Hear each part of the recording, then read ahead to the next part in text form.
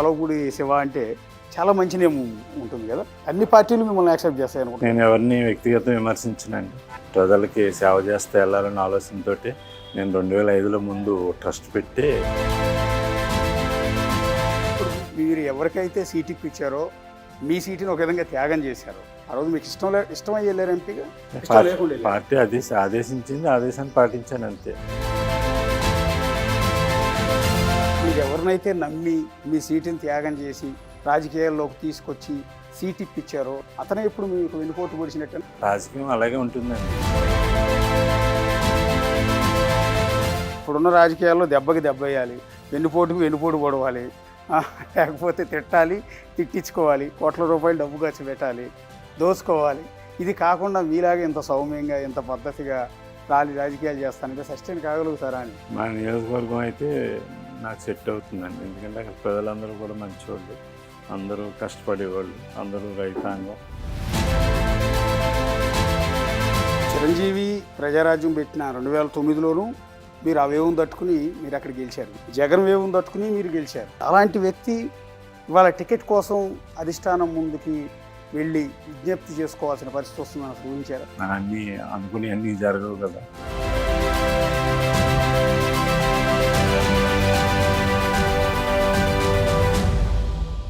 పశ్చిమ గోదావరి జిల్లా ఉండి నియోజకవర్గం మాజీ ఎమ్మెల్యే కలవపూడి శివరామరాజు గారు ప్రస్తుతం మనకు అందుబాటులో ఉన్నారు. తెలుగుదేశం పార్టీలో చాలా కీలకమైన నేత. పశ్చిమ గోదావరి జిల్లాలో చాలా కీలకమైన నియోజకవర్గం ఉండి ఆ కాన్స్టిట్యున్సీ నుంచి 2 సార్లు గెలిచారు మీరు. ఈసారి మళ్ళీ బరిలో దిగే ఆలోచన ఏమైనా ఉందా? ఉందండి, ఖచ్చితంగా. 2024లో టీడీపీ అభ్యర్థిత్వం కోసం అధిష్టానం ఆదేశం కోసం ఎదురు చూస్తున్నారు. 24లో కంటెస్ట్ చేస్తాను. మనకి టీడీపీ అంటే బాగా ఇష్టంతో బాగా కష్టపడి పార్టీని బాగా మనం 14 ఏళ్ళు కూడా 2005 నుంచి 9 తర్వాత 2 సార్లు ఎమ్మెల్యే 14 ఏళ్ళు పార్టీని బాగా డెవలప్ చేశాము. అదే రీతిలో ప్రజలు కూడా మనల్ని అలాగే అభిమానించారు. అదే అభిమానం ఇప్పుడు కూడా ప్రజల్లో ఉంది. ఖచ్చితంగా మనల్ని కోరుకుంటున్నారు. మనం ఈసారి కూడా ఎమ్మెల్యేగా ముందుకెళ్తున్నాం. ఇప్పుడు సిట్టింగ్ ఎమ్మెల్యే మంతెన రామరాజు గారు మీ కజిన్ అండి? బంధువు అవుతాడండి. అంటే మీరే సీటు అప్పచెప్పారు? మన సీటు అప్పచెప్పలేదు. నేను యాక్చువల్గా మనకు 3వసారి ఎమ్మెల్యేగా 30% క్యాంపెయిన్ అయిపోయింది. ఆ టైంలో బాబు గారు ఎంపీ కోసం మేమందరం కూడా చర్చ చేస్తున్నాం. మేము కూడా ప్రయత్నాలు చేస్తాం. అదే ప్రయత్నాల్లో చాలామంది అప్లికేషన్ పెట్టుకున్నారు. ఆ పెట్టుకునే ప్రయత్నంలో ఇతను నా దగ్గరికి వచ్చాడు. నేను అప్లికేషన్ పెట్టుకుంటానని. సరే పెట్టుకో అని అన్నాను. తీసుకెళ్ళాను. బాబు గారికి బయోడేటా అది ఇచ్చాను. ఇస్తే ఇతని క్యాండిడేట్ సరిపోదమ్మా, ఇతను ఓన్లీ 10th క్లాస్ అని చెప్పారు. చెప్పి ఆ తర్వాత వేరే చూద్దాంలే అని అన్నారు. అట్లా వేరే ప్రయత్నం చేశాం. అనుకోకుండా ఏంటంటే బాబు గారికి ఎంపీ క్యాండిడేట్ ఎవరు లేకపోవడంతో ఆయన దృష్టి అంతా నా మీద పడ్డది. మనకున్న ప్రజల్లో ఆమోదంతో నువ్వైతే పార్టీకి కొంచెం అడ్వాంటేజ్ వస్తుంది, పార్టీకి నీ అవసరం ఉంది, ఎంపీ కింద ఉండాలని చెప్పి ఆ రోజు రిక్వెస్ట్ చేశారు. రిక్వెస్ట్ చేస్తే పార్టీ అధిష్టానం అడిగినప్పుడు మనం ఖచ్చితంగా ఒబే చేయాలి కదా, ఖచ్చితంగా అలాగే సార్ అని చెప్పి కంటెస్ట్ చేశాం. దురదృష్టం కొద్దీ స్మాల్ మార్జిన్తో ఓడిపోయాం. ఆ రోజు ఓడిపోవటం కూడా మనకి 2 సెగ్మెంట్లు మన వాళ్ళు సరిగ్గా క్యాంపెయిన్ చేయలేదు. చేస్తుంటే మనం గెలిచేవాళ్ళం.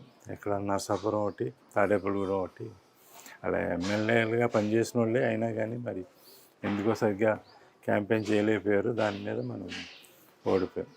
రఘురామకృష్ణరాజు గారి మీద ఓడిపోయినట్టు. అవును. మార్జిన్ చాలా తక్కువ. 30,000 అండి.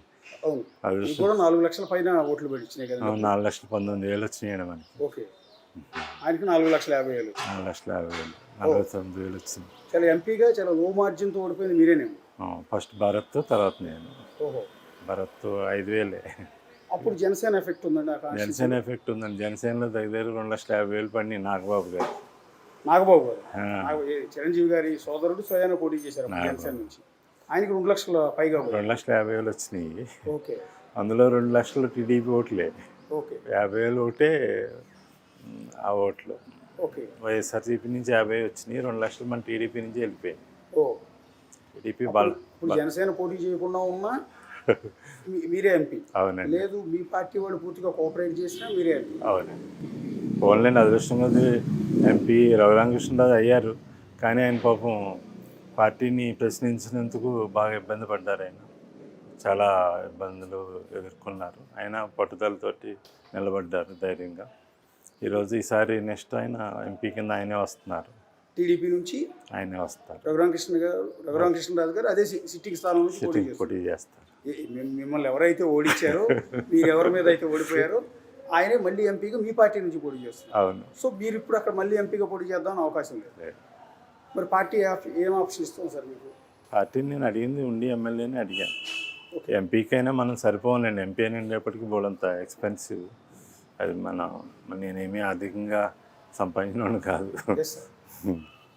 అంటే పశ్చిమ గోదావరి జిల్లాలో పర్టికులర్గా టీడీపీ అని కాదు, వైసీపీ అని కాదు, జనసేన అని కాదు, ఏ పార్టీ అయినా ఒక వివాదరహితుడిగా, ఒక మంచివాడిగా, ఒక రాజుల ఫ్యామిలీ నుంచి వచ్చిన మీరు కలవపూడి శివ అంటే చాలా మంచి నేమ్ ఉంటుంది కదా. అన్ని పార్టీలు మిమ్మల్ని యాక్సెప్ట్ చేస్తాయి అనుకుంటున్నాను. నేను ఎవరిని వ్యక్తిగతం విమర్శించనండి. మనం సేవ చేయడానికి వచ్చాము. మనం కూడా ఆ రోజు రాజకీయంలో మనం డైరెక్ట్ ఎంట్రీ అయిపోకూడదు, ఎవరో నాయకుని పట్టుకుని వెళ్ళిపోకూడదు. ప్రజలకి సేవ చేస్తే వెళ్ళాలన్న ఆలోచనతో నేను 2005లో ముందు ట్రస్ట్ పెట్టి ట్రస్ట్ ద్వారా సేవలు అందించి ప్రజల్లోకి వెళ్ళాను. యాక్చువల్గా అబ్బాయి గారు 2004లో నేను ఆయనకి ఆర్థికంగా కూడా సహకరించాను. దాంతో ఆయన కాన్స్టిట్యున్సీ నా వారసుడు నువ్వే అన్నారు. ఈ వారసత్వాలు ఇవి మన లీడర్ రికమెండేషన్ తోటి వెళ్ళకూడదు, మనం ప్రజల నుంచి వెళ్ళాలనే ఆలోచనతో ట్రస్ట్ పెట్టి ట్రస్ట్లో మనం అగ్రెసివ్గా సేవలు చేసాం. దగ్గర 10,000 ఆపరేషన్ చేయించాం. ఆ టైంలో ఆరోగ్యశ్రీ లేదు. బోలంత మందికి మనం ఎడ్యుకేషన్కి సంబంధించి డొనేషన్ కూడా బోలంత మందికి కట్టాం. ఓకే, బాగా చేసామండి. ఇప్పుడు మీరు ఎవరికైతే సీట్ ఇప్పించారో మీ సీటుని ఒక విధంగా త్యాగం చేశారు. ఆ రోజు మీకు ఇష్టమై వెళ్ళారు ఎంపీగా? పార్టీ ఆదేశించింది, ఆదేశాన్ని పాటించాను అంతే. ఆ రోజు డిస్కషన్ జరిగింది. యాక్చువల్లీ 2 times గెలిచి ఎదురు లేకుండా, కాన్స్టిట్యున్సీలోనే ఎదురు లేకుండా ఉన్న కలవపూడి శివరామరాజు గారు ఎందుకు నియోజకవర్గంలో వదిలిపెట్టి ఎంపీగా వెళ్తున్నారు అని. ఆ రోజు సరైన అభ్యర్థి ఎవరు లేరు బాబు గారి దృష్టిలో. బాబు మన నర్సాపురం ప్రెస్టీజియస్ కాన్స్టిట్యున్సీ కాబట్టి నాకు యాక్చువల్గా రఘురామకృష్ణరాజు గారు బాగా మిత్రులు, నాకు బాగా శ్రేయోభిలాషి. అయినా నేను పార్టీ ఆదేశాన్ని మాట్లాడకుండా వెళ్ళిపోయి ఆయన మీదే పోటీకి వెళ్ళిపోయాను. మరి ఇప్పుడు సిట్టింగ్ ఎమ్మెల్యే రామరాజు ఆ సీట్ని ఖాళీ చేయడానికి సిద్ధంగా ఉన్నారండి? పార్టీ అధిష్టానం చూసుకోవాలండి. ఇప్పటికీ ప్రజల్లో కూడా ప్రజలు ఏకపక్షంగా నా కోసం ఎదురు చూస్తున్నారు. ప్రజలు నా పక్షాన్నే ఉంటారు. ఎందుకంటే నేను చేసిన సేవలు కానీ, అభివృద్ధి కానీ, సంక్షేమం కానీ వాళ్ళలో మమేకమైంది. నిజాయితీ చిత్తశుద్ధితోటి మనం బాగా పనిచేసిన విధానంతో ప్రతి ఇంట్లోని కూడా మనకి ఒక అభిమానం, ఆదరణ ఉంటుంది. అంటే ఈ విషయం మీద మళ్ళీ నాకు ఈ సీట్ కావాలి అని బాబు గారిని కలిసారండి? కలిసాం, అప్పీల్ చేసాం. ఓకే, ఆయన పరిశీలిస్తున్నారు. అంటే ఆయన సిట్టింగ్ ఎమ్మెల్యే మంత్రి రామరాజు కూడా నాకు ఉండి సీటే కావాలని అడుగుతున్నట్టుగా ప్రచారం జరుగుతుంది. అడుగుతున్నాడు, ఖచ్చితంగా అడుగుతున్నాడు. అతను ఎంతసేపు అతని ఆలోచన ఎలా ఉందంటే ఉండి నాది అన్నట్టు అతని వ్యవహారం కూడా ఉంది. నాకు కూడా కంటెస్టెడ్ పార్లమెంట్ క్యాండిడేట్గా నాకు ఇవ్వాల్సిన గౌరవం ఇవ్వట్లేదు. అట్లాగే నేను 14 ఏళ్ళు ఉండి నియోజకవర్గంలో పార్టీని పెంచి పోషించాను. దానికి కూడా నాకేమీ సరైన గౌరవం, మర్యాద ఏమీ ఇవ్వట్లేదు, ఏం పాటించట్లేదు. అతను ఏదో అహంకారంగా డబ్బు ఒకటి ఉంది, డబ్బు అహంకారం. అట్లాగే నేను సిట్టింగ్ ఎమ్మెల్యే అన్నట్టు ప్రవర్తనతో వెళ్తున్నాడు. మీరు ఎవరినైతే నమ్మి మీ సీటుని త్యాగం చేసి రాజకీయాల్లోకి తీసుకొచ్చి సీట్ ఇప్పించారో, ఎవరినైతే మీరు చంద్రబాబు నాయుడు గారికి ఇతను పనికొస్తాడని పరిచయం చేశారో, అతనే ఇప్పుడు మీకు వెన్నుపోటు పొడిచినట్టేనా? రాజకీయం అలాగే ఉంటుందండి. మనమైతే రాజకీయాన్ని పెద్ద లైట్ తీసుకుంటాం, పెద్ద ఏమీ పట్టించుకోం. మనకైతే సీరియస్ ఏమీ కాదు కదా, ఫ్రీగా మూవ్ అవుతాం. అతను అడిగాడు, సరే అని తీసుకెళ్ళాం. నా ప్లేస్లో ఎవరైనా ఉంటే అటువంటి ప్రయత్నం చేయరేమో. నేనైతే చేశాము. అతనికి అదృష్టం బాగుంది, అయ్యాడు, అయిపోయింది. 2019లో జగన్ వేవ్ మొత్తం కంప్లీట్ స్టేట్లో జగన్ గారి వేవ్ అండి.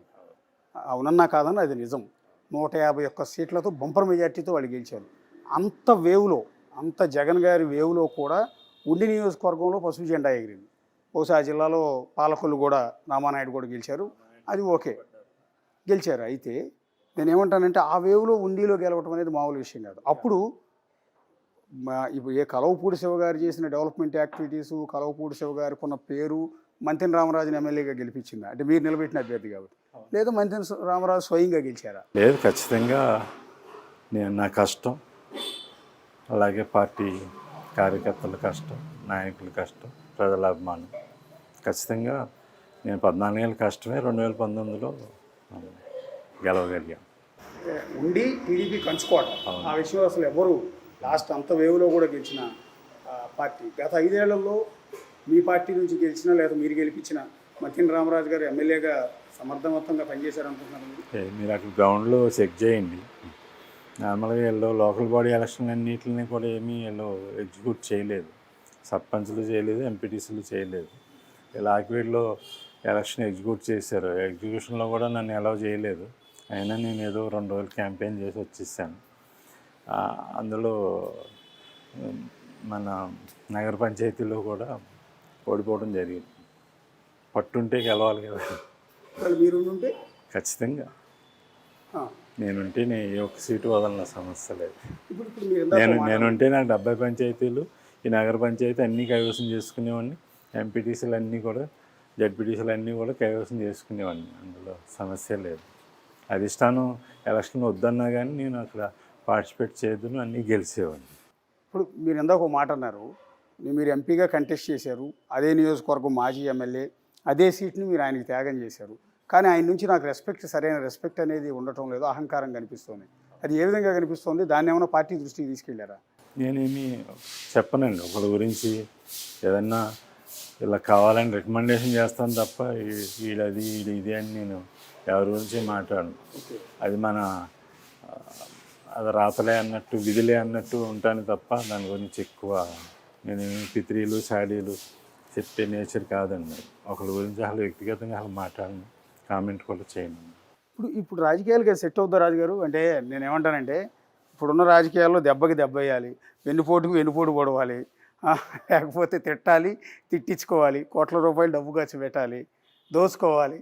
ఇది కాకుండా మీలాగా ఇంత సౌమ్యంగా, ఇంత పద్ధతిగా రాజకీయాలు చేస్తానంటే సస్టైన్ కాగలుగుతారా అని. మా నియోజకవర్గం అయితే నాకు సెట్ అవుతుందండి. ఎందుకంటే అక్కడ ప్రజలందరూ కూడా మంచివాళ్ళు, అందరూ కష్టపడేవాళ్ళు, అందరూ రైతాంగం, అందరూ కూడా ఎవరికైనా కష్టం వచ్చిందంటే కాస్తారు, నష్టం వచ్చిందంటే అవహేళన చేయరు, వాళ్ళని ఆదరిస్తారు. ఆ విధమైన కల్చరు మంచి అనేది ఉంది. అదే కాన్స్టిట్యున్సీలో నేను మంచిగా కాన్స్టిట్యున్సీలో ఎవరికి కష్ట నష్టాలు రాకుండా ఒక ఎమ్మెల్యేగా చూసుకున్నాను. అంటే ఇక్కడ కులాలు మీరు ప్రస్తావించట్లేదు, కానీ నాకు అడగబుద్ధి అవుతుంది, అందుకే అడుగుతున్నాను.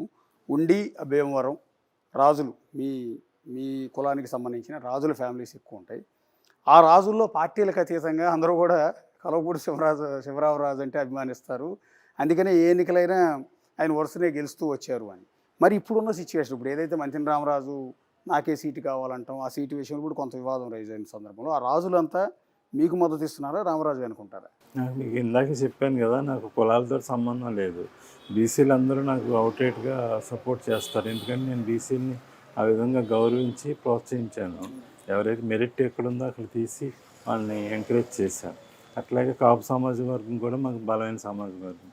నేను రాజు అనే ఫీలింగ్ తోటి నేను చూడలేదు. కాపులకు కూడా అదే గౌరవం ఇచ్చాను. అలాగే రాజులను కూడా మనం అలాగే చూసుకున్నాం. ప్రత్యేకించి ఎస్సీ కమ్యూనిటీ అంటే మీరు లాస్ట్ టైం అంతా కూడా ఈ వైఎస్ఆర్సీపీకి అవుట్రేట్గా సపోర్ట్ చేశారు వాళ్ళు. కానీ ఇప్పుడు చూస్తే నన్ను ఆ విధంగా చూడరు. ఖచ్చితంగా మంచి వ్యక్తి, మనకి అందరికీ అందుబాటులో ఉంటాడనే వ్యక్తి అనే భావంతో ఎస్సీలు కావచ్చు, ఎస్టీలు కావచ్చు, బీసీలు కావచ్చు, కాపు సామాజిక వర్గం కావచ్చు, ఓసీలు కావచ్చు, అందరూ కూడా నన్ను బాగా అభిమానించి ఆదరిస్తారు. ఇప్పుడు చిరంజీవి ప్రజారాజ్యం పెట్టిన 2009లోనూ మీరు అవేవం తట్టుకుని మీరు అక్కడ గెలిచారు. బేసిక్గా పశ్చిమ గోదావరి, ఈస్ట్ గోదావరిలో బేసిక్గా అప్పుడు ప్రజారాజ్యం హవా కావచ్చు, ఓట్లు గెలిచడం కావచ్చు సక్సెస్ అయింది, అప్పుడు గెలిచారు. జగన్ వేవం తట్టుకుని మీరు గెలిచారు. సో అంటే 2014లో కూడా తట్టుకుని మీరు గెలిచారు. 2019లో కూడా సరే మీ సహకారంతో అదే నియోజకవర్గంలో మళ్ళీ పార్టీ గెలిచింది. అలాంటి వ్యక్తి ఇవాళ టికెట్ కోసం అధిష్టానం ముందుకి వెళ్ళి విజ్ఞప్తి చేసుకోవాల్సిన పరిస్థితి వస్తుందని అసలు ఊహించారా? తప్పదులేండి, రాజకీయంలో అన్నీ ఉంటాయి. అది మనమేమీ చేయలేము కదా, మన అన్నీ అనుకుని అన్నీ జరగవు కదా. నేను 3 ఇయర్స్ అయితే కాన్స్టిట్యున్సీకి అసలు ఎంటర్ అవ్వలేదంటే నేను మా విలేజ్ వెళ్ళేవాడిని, వచ్చేవాడిని తప్ప పార్టీ కార్యక్రమాల్లో సిట్టింగ్ ఎమ్మెల్యే ఉన్నాడు కాబట్టి జోక్యం చేసుకోవాలి. చేసుకోలేదు. 2 ఇయర్స్ తర్వాత 2 ఇయర్స్ ముందు నేను వెళ్ళి కాన్స్టిట్యున్సీలో నేను ఎంటర్ అవుతున్నాను, కాన్స్టిట్యున్సీలో నేను అందుబాటులో ఉంటాను అని మెసేజ్ ఇచ్చాను. ఇతనికి కూడా నేను కాన్స్టిట్యున్సీలో ప్రిపేర్ అవుతున్నాను, నువ్వు చూసుకో అన్నట్టు అతను కాషన్ కింద కూడా చెప్తాను. నిజంగా అతను నాలాగే ఎవడో ముందు చెప్పడు. ఆ 2 ఇయర్స్ టైం ఇచ్చాం కదా, 2 ఇయర్స్లో అది ఏదైనా చేసుకోవచ్చు. ఆ అవకాశం, ఆ టైం కూడా అతనికి ఇచ్చాం మనం. ఇప్పుడు కనుక టికెట్ ఇవ్వకపోతే మళ్ళీ రామరాజుకి ఇవ్వడానికి టీడీపీ అధిష్టానం డిసైడ్ అయితే వైసీపీ నుంచి సహజంగా మీకు ఆహ్వానం అందే అవకాశం ఉంటుంది. బహుశా ఇప్పటికే మీకు ఆ సిగ్నల్స్ కూడా వాళ్ళు ఇచ్చి ఉండొచ్చు, మీలాంటి క్యాండిడేట్ వాళ్ళకు కూడా కావాలి కాబట్టి. సో ఆ రకమైన ఒకవేళ అవకాశం ఉంటే వైసీపీలోకి వెళ్ళే ఆలోచన ఉందా? లేదు, వైసీపీ వాళ్ళు నా దగ్గరికి దరిదాపులకు రారండి. ఎందుకంటే నేను అసలు ఎవరిని ఎంటర్టైన్ చేయను. నాకు పార్టీ తప్ప నేను ఎవరిని ఎంటర్టైన్ చేయను. నా దగ్గరికి రావడానికి కూడా ఎవరు సాహసించరు, ఎవరు నన్ను అసలు టచ్ చేయరు, అటువంటి వాళ్ళు ప్రయత్నం చేయరు. నాకు అటువంటి ఆలోచన కల్లో కూడా రాదు. టికెట్ ఇవ్వకపోతే నేను అంటున్నాను, ఇటు రాకపోతే అటు వెళ్ళి టికెట్ ఇవ్వకపోతే వైసీపీకి ఎందుకు వెళ్తాను, వెళ్ళే ప్రసక్తే లేదు. టికెట్ అధిష్టానం ఇస్తుందని 100% వాళ్ళు ఇస్తుందని ఆశాభావంతో ఆశతోటి ఉన్నాను. ఖచ్చితంగా అవుతున్నాయి. ఓకే, అవుతుంది, 100% అవుతుంది అనుకున్నాను. అవ్వకపోతే ఇండిపెండెంట్గా అవ్వకపోతే అప్పుడు ఆలోచన వైఎస్ఆర్సీపీకి అయితే ఖచ్చితంగా, వేరే పార్టీకి అయితే వెళ్ళే ఆలోచన అయితే ఖచ్చితంగా ఉండదండి. ఖచ్చితంగా అయితే ప్రజాక్షేత్రంలో ఉంటా. పశ్చిమ గోదావరి, ఈస్ట్ గోదావరి ఉమ్మడి జిల్లాల్లో జనసేన ప్రభావం, కాపుల ప్రభావం చాలా ఎక్కువ ఉంటుంది కాబట్టి వాళ్ళు మెజారిటీ సీట్లు అక్కడ అడుగుతూ ఉన్నారు. ఎన్ని ఇస్తారనే తర్వాత విషయం. అలా ఇచ్చే సీట్లలో, అలా అడిగే సీట్లలో ఉండి కూడా ఉండే అవకాశం ఉంటుంది వాళ్ళు? ఉండదండి. ఉండి సిట్టింగ్ కదా, సిట్టింగ్ని అలా అడిగే అవకాశం ఉండదు. మా పశ్చిమ గోదావరి జిల్లాలో వాళ్ళు ఇప్పటికీ 7 సెగ్మెంట్లో ఇప్పుడు వాళ్ళు 3 అడుగుతున్నారు. నరసాపురం వాళ్ళు బీసీకి ఇచ్చుకునే ఆలోచనలో ఉన్నారు. భీమవరం పవన్ కళ్యాణ్ గారు కంటెస్ట్ చేసే ఆలోచనలో ఉన్నారు. తాడేపల్లిగూడెం కూడా జనసేనకు అడుగుతున్నారండి.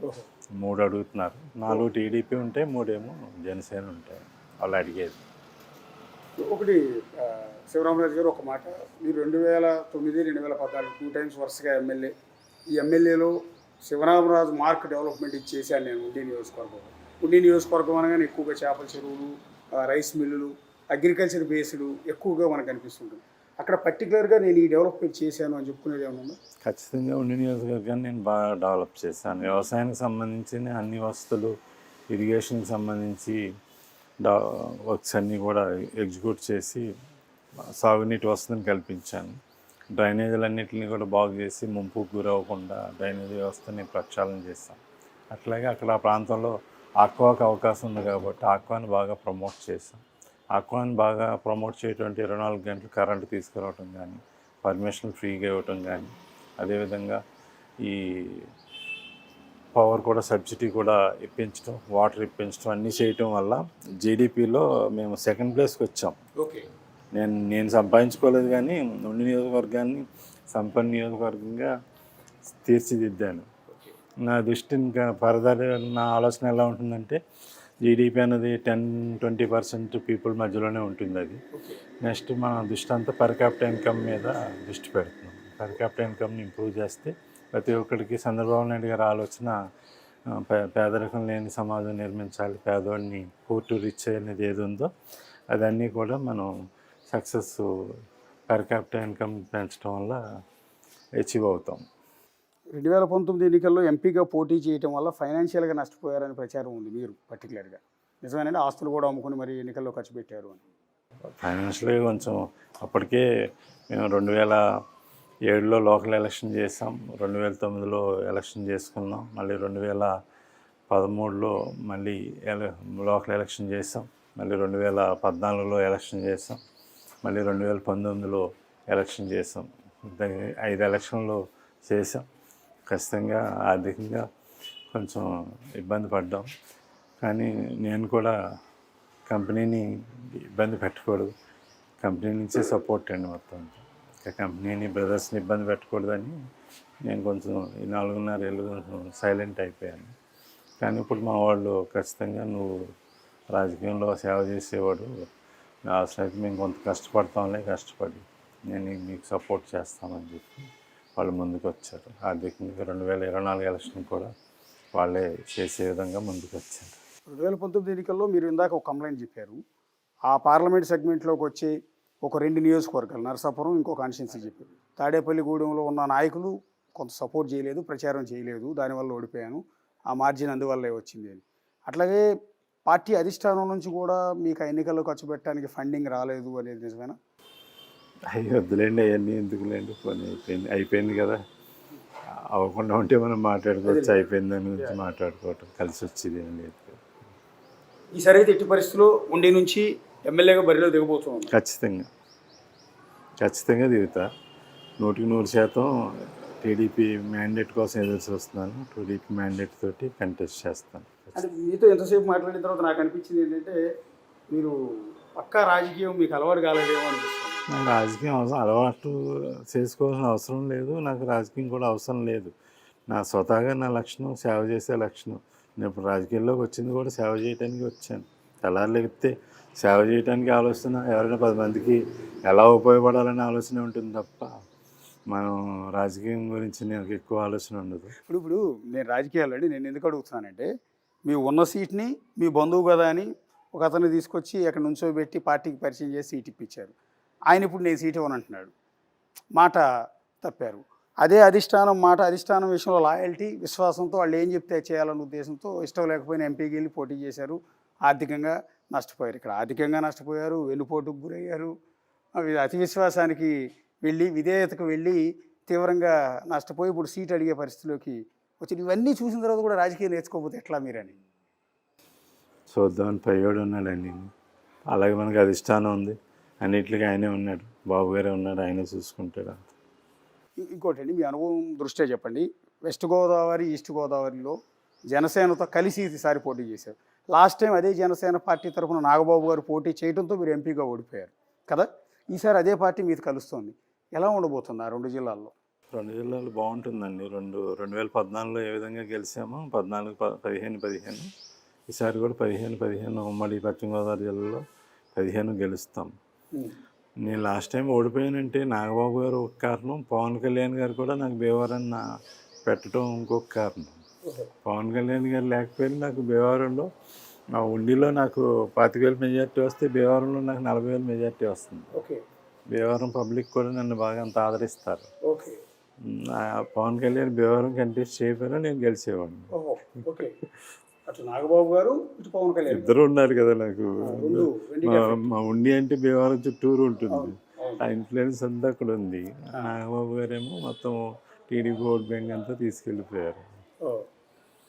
ఈసారి నరసాపురం నుంచి రఘురామకృష్ణరాజు గారు పోటీ చేస్తే గెలిచే అవకాశం ఉంటుందండి. ఖచ్చితంగా భారీ మెజార్టీతో గెలుస్తారు. మీరే గెలిపిస్తారు? గెలిపిస్తారు. అది మన ఈసారి జనాలు ఏదో లెక్కలేస్తున్నారు కానీ పోలరైజేషన్ అవ్వదు, జనసేన ఓటు టీడీపీకి పడదు, టీడీపీ జనసేన పడదని లేదు కళ్ళగా అంటున్నారు. కానీ అటువంటి పరిస్థితి ఏం లేదు. పవన్ కళ్యాణ్ గారు మీద ఏదైతే మనకి ఇబ్బంది వచ్చిందో, అక్రమ అరెస్ట్ చేసినప్పుడు ఆయన వచ్చి స్పందించిన తీరును కూడా తెలుగుదేశం కేడర్ అంతా కూడా గమనిస్తుంది. ఖచ్చితంగా కష్టకాలంలో ఆయన ఎదురుకొచ్చారని ఆలోచన అందరికీ ఉంది. బాగా జరుగుతుంది. టీడీపీ ఓటింగ్ అంతా జనసేనకి వెళ్తుంది, జనసేన ఓటింగ్ అంతా టీడీపీ వస్తుంది. కానీ ఒక కన్ఫ్యూజన్ ఉంది కదండి. అంటే జనసేన ఎంటర్ అవడం వల్ల ఆ పొత్తు వల్ల ఎంత లాభిస్తుందో అదే విషయంలో పార్టీలో అంతర్గత కలహాలు కూడా పెరిగే అవకాశం ఉంది. ఇప్పుడు చాలామంది జనసేనకి సీట్లు ఇవ్వాలి, ఇచ్చే క్రమంలో మీలాగా టీడీపీ నేతలు చాలామంది ఆ సీట్లను త్యాగం చేయాల్సి ఉంటుంది. అలా త్యాగం చేసే క్రమంలో మేము ఇన్నేళ్ల పాటు పార్టీ కోసం కష్టపడితే మా సీట్ని జనసేనకి ఇవ్వాల్సి వస్తే ఇదని వాళ్ళ నుంచి కొంత వ్యతిరేకత వచ్చే అవకాశం లేదా? ఉంటుందండి, కొంత ఇబ్బంది ఉంటుంది, ఖచ్చితంగా ఇబ్బంది ఉంటుంది. ఇంతకాలం మనం పార్టీ కష్టపడ్డాం, పార్టీ ఏమో మనకి అలయన్స్లో అటు వెళ్ళిపోయింది. మనం ఏంటి అనేది ప్రతి లీడర్కి తన స్థాయిలో తను ఎక్స్పెక్టేషన్స్ ఉంటాయి. ఇబ్బంది అయితే ఉంటుందండి, కానీ రాష్ట్ర ప్రయోజనాల దృష్ట్యా పొత్తు అనేది మనకి అనివార్యం. రాష్ట్రం ఇప్పటికే అధోగతి పాలైపోయింది, అంధకారంలో వెళ్ళిపోయింది. ఇప్పుడు మనం ఉమ్మడి ప్రభుత్వం వస్తే, బాబు గారు ముఖ్యమంత్రి అయితే రాష్ట్రం గాడిలో పడి ఏదో ముందుకెళ్ళే పరిస్థితి ఉంది. లేదంటే పూర్తిగా సర్వనాశనం అయిపోయిన రాష్ట్రం. అంటే లాస్ట్ టైం 151 సీట్లతో ప్రజలు మమ్మల్ని గెలిపించారు. ఈసారి 175 స్థానాలు మేమే గెలుస్తాం, వైనాట్ కుప్పం, వైనాట్ 175 అంటున్నారు కదా వైసీపీ నేతలు, సీఎం జగన్ గారు. అది నేను నాకు కొంచెం అవగాహన ఉంది కాబట్టి నేను అవగాహనతోటి స్టేట్ అంతా కూడా ఒక అబ్జర్వ్ చేశాను. అబ్జర్వ్ చేస్తే నాకు అనిపించింది టీడీపీ జనసేన కలిపి 167 సీట్లు వస్తాయి. 167 అండి. 167 సీట్లు. వాళ్ళు సింగిల్ డిజిట్లోనే ఉంటారు, చూసుకోండి. అది ఓహో, ఖచ్చితంగా నా అవగాహన, ఆలోచన. ఓకే. అంటే last time YCP clean sweep చేసిన సీట్లన్నీ ఆల్మోస్ట్ మొత్తం 167 వస్తాయి ఖచ్చితంగా మనకి. 167 అంటే మీరు ఒక స్టడీ చేసినట్టున్నారు. అందులో మీరు అబ్జర్వ్ చేసిన దాన్ని బట్టి ఏ జిల్లాల్లో మెజార్టీ సీట్లు వచ్చే అవకాశం ఉంటుంది? మన ఉత్తరాంధ్ర, మన వెస్ట్ ఈస్ట్ అన్నీ కూడా క్లీన్ స్వీప్ చేస్తాయి. ఉత్తరాంధ్రలో 1-2 అది కూడా వ్యక్తిగతంగా గెలుస్తారు. అట్లాగే మనకి కృష్ణా, గుంటూరు, ప్రకాశం, నెల్లూరులో కూడా స్వీప్ చేస్తుంది. అందులో కూడా 1-2 సీట్లు గెలుస్తారు. రాయలసీమ కూడా క్లీన్ స్వీప్ చేస్తుంది. అందులో 3-4 సీట్లు గెలుస్తారు. ఆ విధంగా మొత్తం ఓవరాల్గా చూస్తే నాకు గెస్సింగ్ 8 మంది గెలుస్తారు అనుకుంటున్నాను. 8 మంది కూడా వాళ్ళు కొంచెం ప్రజల్లో ఉండి పర్సనల్ ఇమేజ్ తోటి వచ్చే అవకాశం ఉంది. ఇప్పుడు షర్మిల గారు కానీ, జగన్ గారు ఇంకో చెల్లె సునీతారెడ్డి గారు కానీ, వీళ్ళిద్దరూ అన్న మీద ఫైట్ చేస్తున్నారు. ఏ రకంగా ఫైట్ చేస్తున్నారు మీరు చూడొచ్చు. రోజు మీడియా ముందుకు వచ్చి మాట్లాడుతున్నారు. షర్మిల అయితే కాంగ్రెస్ పార్టీ బాధ్యతలు చేపట్టి మరి సొంత అన్నని డైరెక్ట్గానే కోచింగ్ చేస్తూ ఉన్నారు. ఈ చెల్లెళ్ళు ఇద్దరు ఎఫెక్ట్ అన్న మీద, జగన్ గారి మీద పడే అవకాశం ఉంటుందా? అంటే ఆయన జగన్ గారు విషయంలో ఆయన జెన్యూనిటీ లేదు కాబట్టి వాళ్ళు డైరెక్ట్ వచ్చి ప్రశ్నిస్తున్నారు. ప్రశ్నించడానికి చాలామంది ఉన్నారు. ప్రజానీకం అంతా కూడా సిద్ధంగా ఉంది. కానీ ఇప్పుడు వీళ్ళు అధికారంలో ఉన్నారు కాబట్టి ఎవరు మాట్లాడట్లేదు. ఓటు అనే అస్త్రంతో ప్రతి ఒక్కరు కూడా ప్రశ్నిస్తారు, దానికి జవాబు కూడా చెప్తారు. All the best sir. All the best Sivaramaraju గారు. అది ఉండి మాజీ ఎమ్మెల్యే కలవపూడి శివ అలియాస్ కలవపూడి శివరామరాజు గారితో నేను ఎమ్మెల్యే, మరొక నాయకుడితో మరొక నియోజకవర్గం నుంచి మళ్ళీ కలుగుతాం. అంతవరకు signing off. This is Ashok.